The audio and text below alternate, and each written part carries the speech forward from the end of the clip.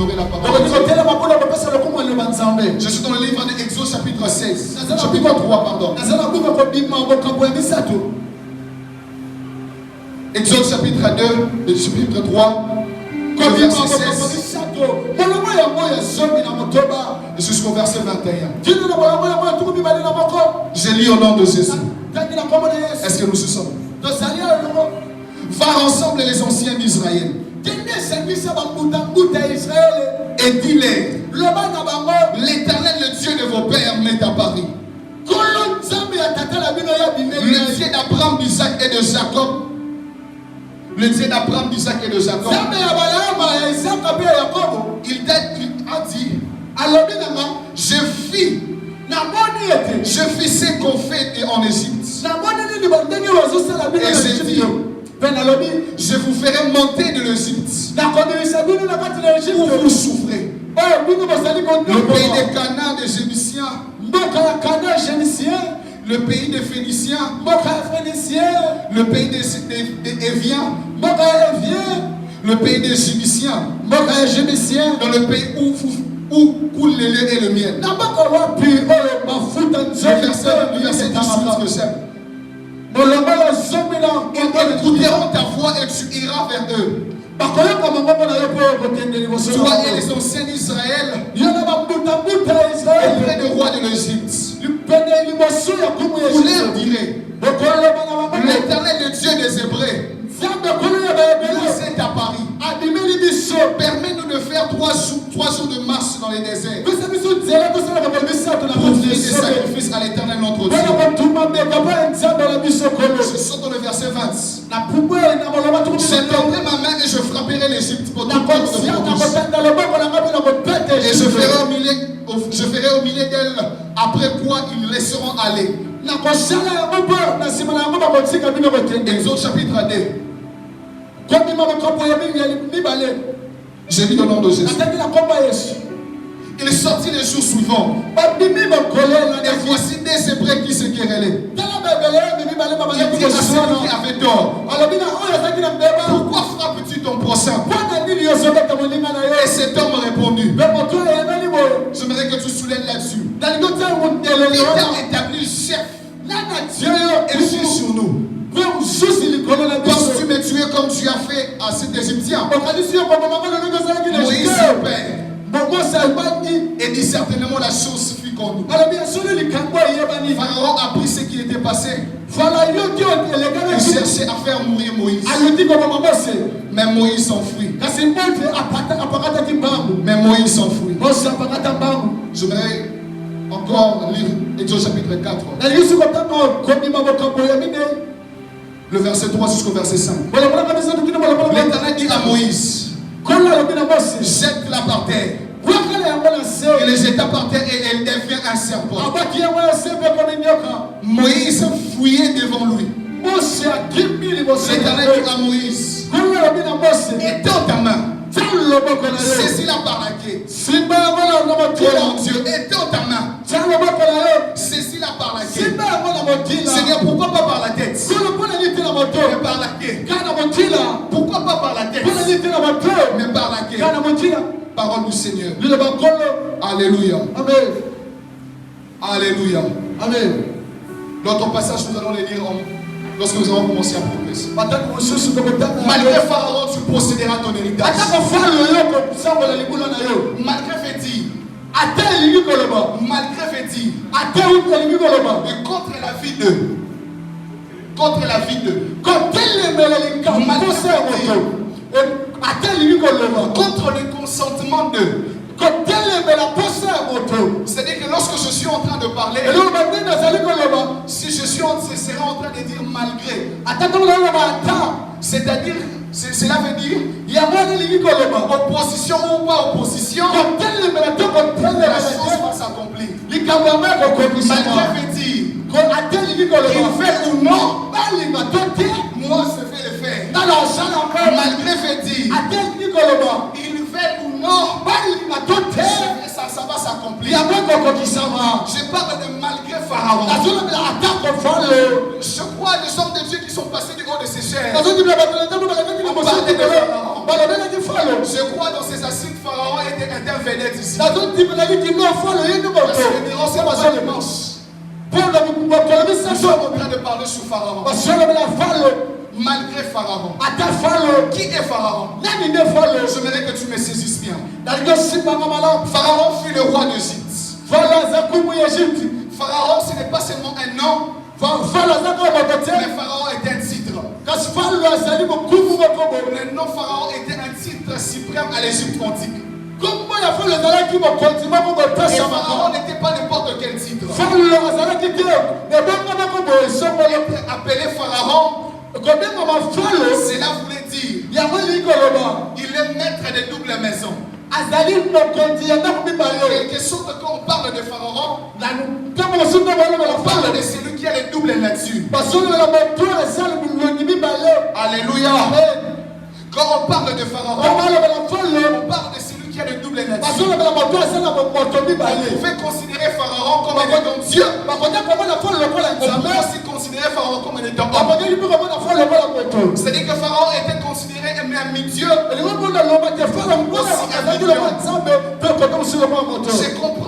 Je comprends dans ces histoires. Il ne s'agit pas de la guerre de sang. Il s'agit de la guerre de Dieu. C'est-à-dire c'était un problème qui est en train de se faire. C'était la guerre de Dieu qui était en train de se passer. Parce que Pharaon n'était pas n'importe qui. On lui appelle maître des doubles maisons. Est-ce que je suis en train de parler à quelqu'un? Alléluia. Alléluia. Amen. Si nous comprenons bien, si nous lisons la Bible, nous allons voir que Pharaon était l'homme qui s'était opposé à l'émergence des enfants d'Israël. C'est l'homme qui a maltraité les enfants d'Israël pendant 430 ans. C'était l'homme qui a maltraité Israël pendant 430 ans. C'est lui qui avait pu voir l'avenir d'Israël à l'avance. Et des fois l'ennemi voit notre avenir plus que nous. Et la Bible déclare ceci. Pharaon est allé dire à son système, ces hommes nous devons le maltraiter. Parce que dans les jours à venir, ils vont être des épines pour nous. C'est contre nos ennemis. Comment est-ce que Pharaon peut être prophétique? Je vais ouvrir l'intelligence de quelqu'un ce soir. L'ennemi peut voir ton avenir plus que toi. Des fois l'ennemi peut cesser lire. Qu'est-ce que tu pourrais me donner? C'est là qui nous environne. C'est commencer à comprendre que tu dois. Il y a certaines destinées qu'on ne peut pas seulement prendre de prophétie pour comprendre. Il y a certaines destinées lorsqu'on le voit, on peut dire c'est lui qui ira tirer le roi. Il y a d'autres personnes, tu ne pourras pas seulement avoir une prophétie pour dire que celui-ci ira aller là-bas. Mais si tu regardes vraiment avec des yeux prophétiques, tu peux comprendre que celui-là ira en avant. Pharaon a pu comprendre qu'Israël avait un avenir plus glorieux. Israël avait une très grande destinée. Il a commencé déjà à combattre Israël. C'est-à-dire que si je peux parler de Pharaon ce soir, Pharaon est un système qui s'oppose à nous. Nous sommes possédés l'héritage que Dieu nous a. Quelqu'un me dira que moi ce n'est pas quelque chose de plus précieux que Pharaon pourra posséder. Moi, ce n'est plus quelque chose de plus précieux que Pharaon va vouloir prendre en moi. Je vais lui dire une vérité. Moi, je suis le seul qui croit. Chrétien ou pas chrétien, il y a déjà une parole qui est dans lui. Qui est déjà en étant un héritage. Quelqu'un sera d'accord avec moi. Lorsque Dieu a fini de créer, la Bible déclare que Dieu a béni sa création. Tu pourras me dire, je n'ai rien à perdre. Je n'ai rien à perdre. Je n'ai rien à perdre. Est-ce que Pharaon va prendre en moi? Écoutez, depuis la création, Quand Dieu va créer l'homme, la Bible déclare lorsqu'il finit de créer l'homme, Dieu a fait un constat. La Bible déclare que tout ce que Dieu avait créé, il a trouvé que cela était bon. J'ai compris une chose. Chaque être humain a déjà un héritage. Alléluia. Amen. Alléluia. Amen. À part l'héritage que nous possédons en tant qu'enfants de Dieu, nous avons aussi un héritage.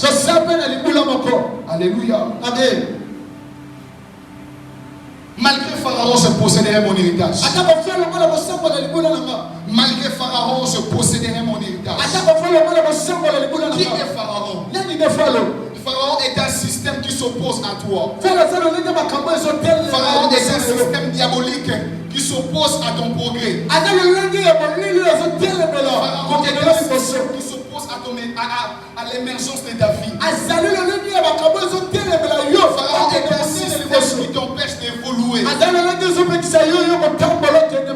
Pharaon, je peux encore dire, Pharaon est celui qui s'oppose à ton progrès. Alléluia. Pharaon est un système qui s'oppose à l'émergence de ta santé aussi. Tu seras avec moi. Tu seras d'accord avec moi. Jean, l'apôtre Jean est en train de parler au diacre Gaïs. Je souhaite que tu prospères. Prospère l'état de ton âme. Et que tu sois en bonne santé. Gaïs n'était pas n'importe qui.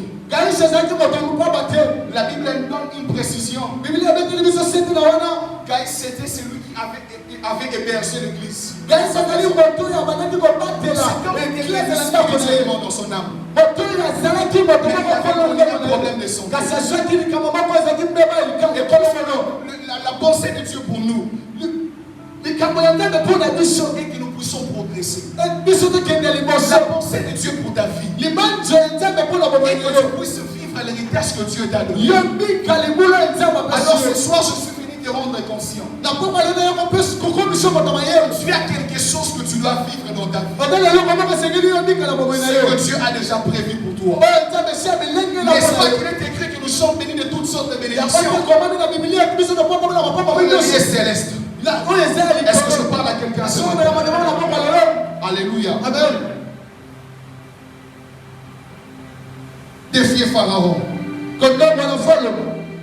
Tu as quelque chose à posséder. Tu as quelque chose à voir. Avoir la promesse est une autre. Mais posséder la promesse de Dieu en est aussi une autre. Si tu veux te faire comprendre une chose. Entre la promesse et l'héritage que tu dois posséder, il y a un montagne qui s'élève au devant de toi qui s'appelle Pharaon. Que toi, ce soir que tu dois défier. Cela ne doit pas seulement être un slogan pour toi. Qu'est-ce que tu dois faire pour posséder mon héritage? Je vais directement entrer dans le vif de mon message. Pour dire à quelqu'un, ce soir tu dois te lever et défier Pharaon.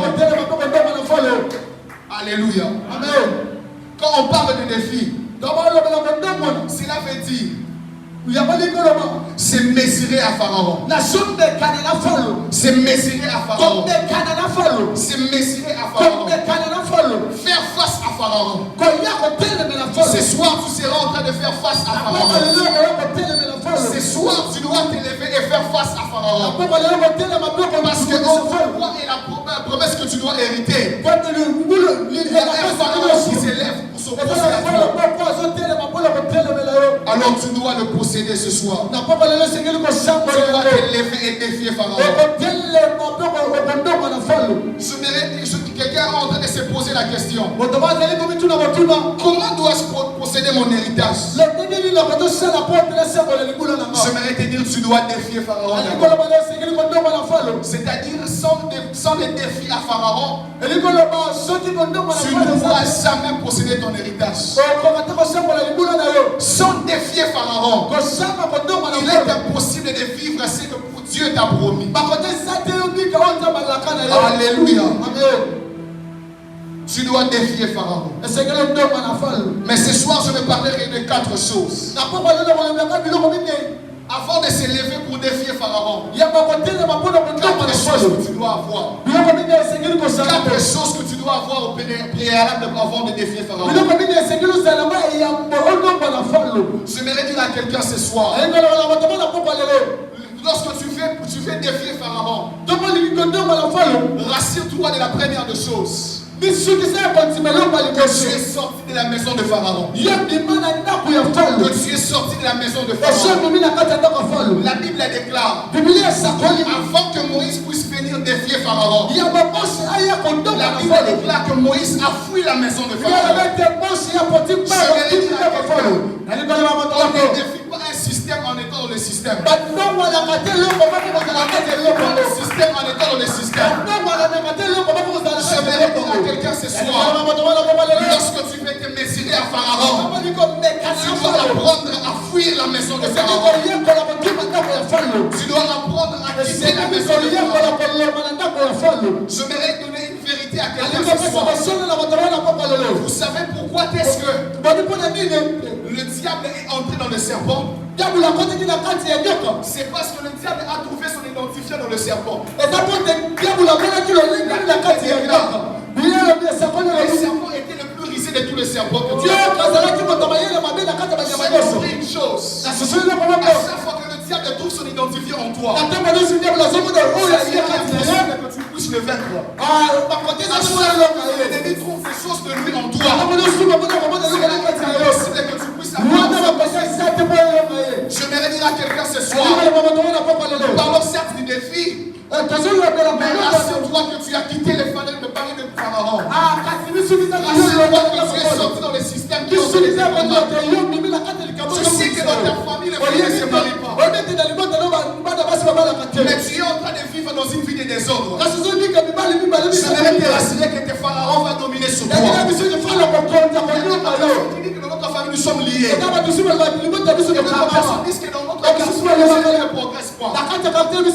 Tu vas les voir en train de vivre en possédant les mêmes armes que Goliath. Pèse sur moi. Il y a moins de choses. Je ne peux pas affronter Goliath. C'est le système. On va changer ces choses. Je ne vais pas combattre comme tout le monde. Je vais combattre avec le nom de l'Éternel. Alléluia. Tu dois apprendre à renoncer aux armes de Goliath. Tu dois apprendre à sortir dans le même système qu'ont utilisé les autres pour combattre. Tu dois des fois te démarquer. La Bible déclare que Moïse a sorti de la maison de Pharaon. Bien que c'était une circonstance qui lui a fait fuir. Il est sorti. Je m'aimerais exhorter à quelqu'un. Sors de ce système. Sors de ce système. Tu veux progresser dans la vie. Tu veux vivre de grandes choses. Sors aussi dans la distraction. Sors dans la distraction. Tu veux palper la main de Dieu. Tu veux vivre les promesses de Dieu. Tu veux posséder ton héritage. Sors dans ce système. Je vais dire à quelqu'un, sors dans ce système. Je ne parle pas c'est pour toi. Je suis en train de communiquer avec ton esprit. Sors de ce système au nom de Jésus. La deuxième chose pour affronter Pharaon. Je vais dire à quelqu'un. Tu dois d'abord être assis. Dieu s'est révélé à toi. Avant de défier Pharaon, tu dois être assis. Dieu s'est révélé à toi. C'est-à-dire que Dieu ne se révèle pas en étant dans la maison de Pharaon. Tu dois d'abord quitter la maison de Pharaon. Ensuite, Dieu s'est révélé à toi. N'est-ce pas que Dieu dit à Jérémie, si tu sépares ce qui est fini et ce qui est précieux, tu seras comme ma bouche. C'est-à-dire que la révélation de Dieu était d'abord conditionnée à la sortie de Moïse. À la sortie de Moïse. Alors pour que tu puisses affronter Pharaon, tu dois être sûr que Dieu s'est révélé à toi. Lorsque Moïse est sorti chez Pharaon, il est parti dans la maison de Jéthro. C'est là que Moïse commençait à vivre. Il était devenu un berger. Un jour il était parti perdre. Et tout à coup il voit un buisson là-bas. Il voit un buisson là-bas. Et il dit quel est ce mystère? Comment est-ce que ces flammes de feu n'est pas en train de consumer la route? Je dois connaître ce mystère. C'est là qu'est-ce que j'ai compris là-dessus? Que le monde spirituel est un monde en huis clos. C'est-à-dire que tu ne pourras jamais connaître certaines vérités spirituelles si Dieu ne se révèle pas à toi. On ne parlait pas que c'est Moïse qui a compris que c'était Dieu. Mais c'est Dieu lui-même qui s'est révélé à Moïse. C'est même là la différence entre le christianisme et d'autres religions. Dans notre religion, on parle des hommes à la quête de Dieu. On parle des hommes à la quête de Dieu. Nous, dans le christianisme, on parle de Dieu à la quête des hommes. C'est-à-dire que tu ne pourras jamais défier Pharaon. Tu ne pourras jamais défier ce système si Dieu ne se révèle pas à toi. Lorsque Dieu se révèle à toi, c'est-à-dire qu'il te donne la sagesse de Pharaon. J'aimerais déjà commencer à citer pour dire une chose. Quand Dieu s'est révélé à Moïse, il dit je suis le Dieu d'Abraham, d'Isaac et de Jacob. C'est-à-dire lorsque Dieu ne se révèle pas à toi, il y a certains mystères dans le monde spirituel que tu ne pourras jamais comprendre. Si Dieu ne se révèle pas à toi, il y a certains défis que tu ne comprendras pas. Il faut que Dieu se révèle à toi. La deuxième chose, lorsque Dieu se révèle à toi, il te donne une position plus supérieure par rapport à ton ennemi. La Bible déclare, Dieu pose la question à Moïse. Il dit qu'as-tu entre tes mains? J'ai un bâton. Et Dieu lui dit, jette-la par terre. Quand Moïse jette le bâton par terre, là que ce bâton s'est transformé en serpent. Il y a une pression que la Bible n'a pas donnée. Quel genre de serpent que le bâton de Moïse s'était transformé? Moi, je fais de recherche théologique. Ce serpent n'était pas n'importe quel serpent. C'était un cobra royal. Parce que les dons de Pharaon était un cobra. Était un cobra. Et Dieu dit à Moïse, jette-la par terre. Et cela s'est transformé en serpent. Mais ce qui me guette, Dieu dit encore à Moïse, prends ce bâton par la queue, prends ce serpent par la queue. Saisis-le par la queue. Cela veut dire, pourquoi pas il parle de la tête, mais il parle de la queue. Oh, c'est-à-dire, la tête a déjà été écrasée. Quand tu places un serpent ici la tête, la tête a déjà été écrasée. Dieu se révèle à toi. Il te donnera l'ascendant sur ton ennemi. Ce sera qu'un tremplin. Je suis venu dire à quelqu'un, malgré Pharaon, quand tu vas posséder ton héritage, la tête n'est pas le problème. C'est seulement la queue. Parce que la tête a déjà été écrasée. Parce que la tête a déjà été écrasée. Je voudrais déclarer sur cette personne dans ce lieu que ton ennemi n'est pas ennemi. Parce qu'il a déjà été vaincu sur la croix de Golgotha. Je voudrais déclarer sur cette personne que Dieu s'est rentré de donner d'ascendance sur ton ennemi. Et toi, tu vas posséder ton héritage. S'élever s'il vous plaît. Je voudrais que tu commences à déclarer cela dans ta vie. Malgré Pharaon, moi je posséderai mon héritage. héritage. Malgré Pharaon. Est-ce que quelqu'un peut commencer à prier? Dieu m'avait dit que Dieu se servira de ta parole. L'arme que Dieu va utiliser ce soir, ce sera ta parole. Dieu se servira de ta parole. Est-ce que tu peux commencer à déclarer devant Dieu? Est-ce que tu peux commencer à déclarer? Malgré Pharaon, moi je posséderai mon héritage. Moi je vais posséder mon héritage. Dieu bénisse. Ils sont en train de prier, ils sont en train de prier. Prie selon que tu as entendu cette parole. Sois en train de prier. Prie là où tu es. Malgré Pharaon, je vais posséder mon héritage. Malgré les obstacles, je vais posséder mon héritage. Quelqu'un est en train de dire, malgré ces circonstances, je vais posséder mon héritage. Est-ce que tu peux prier dans cette direction? Dis à Dieu, malgré ces parents qui se présentent devant de moi, moi je vais affronter, moi je vais avancer, moi je vais posséder mon héritage. Est-ce que l'assemblée peut prier? Est-ce qu'on peut prier pendant un moment?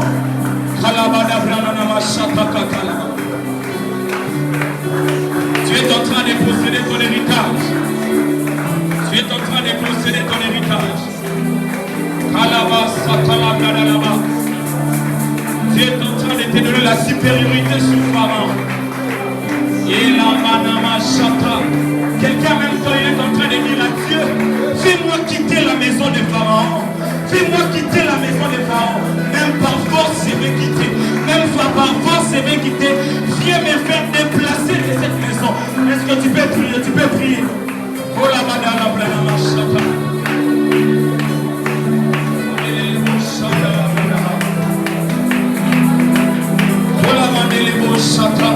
Quelqu'un est en train de dire à Dieu, ce soir, révèle-toi à moi, ce soir, révèle-toi à moi. Car tu as dit, lorsque tu te révèles à moi, c'est possible que mon ennemi soit vaincu. C'est possible que mon Pharaon soit défié dans les noms puissants de Jésus. Demande à Dieu qui se révèle à toi ce soir.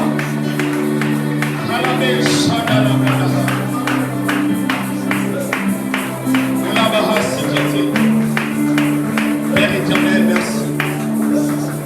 Merci pour ces messages, ô Dieu de gloire. Merci parce que c'est une parole qui nous a fait beaucoup de bien.